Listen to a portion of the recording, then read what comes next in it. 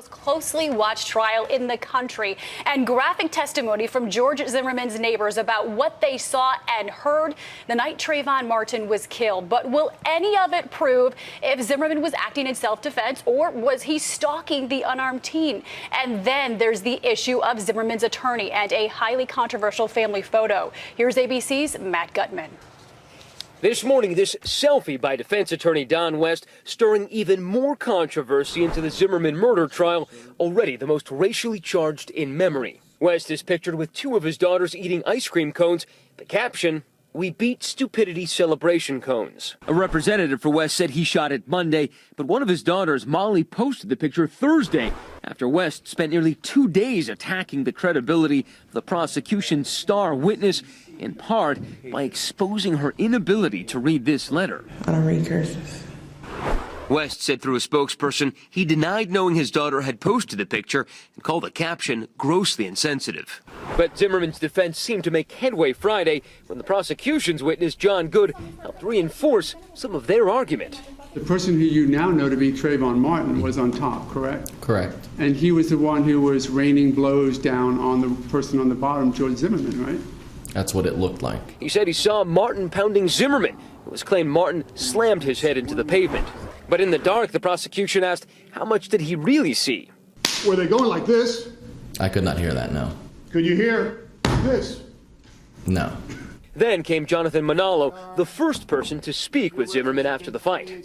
You also asked him what happened, and he said, this guy was beating me up, and I shot him.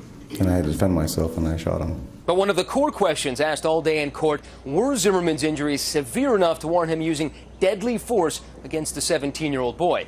Physician assistant Lindsay Folgate treated Zimmerman the next day, even telling the court Zimmerman may have saved his own life by firing that gun.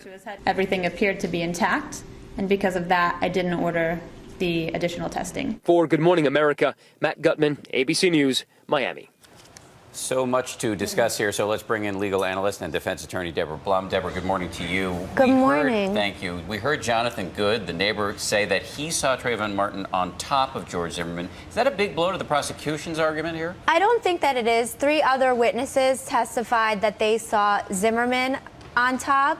That they saw Zimmerman on the bottom. So there are varying versions of events here. And at the end of the day, it's going to come down to which witness do you find credible. And we've got 1 week of testimony down. What is the biggest remaining challenge for the prosecution?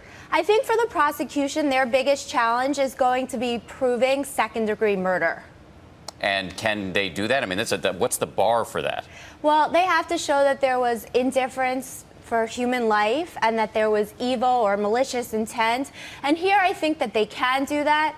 Also, the defense is going to have to show that Zimmerman's use of lethal force was justified. And I don't believe, based on the testimony so far, that they can show that. It's going to be up to him to testify and explain why his lethal force was justified.